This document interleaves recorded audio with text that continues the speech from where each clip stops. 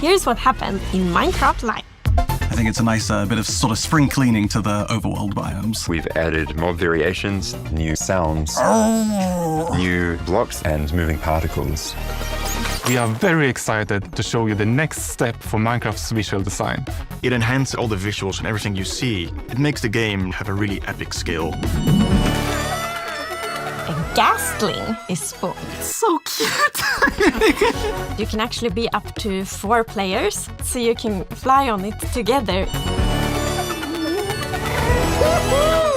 It felt like I was walking right into the game. Relax, it's just an iron golem, but they're a bunch of big softies!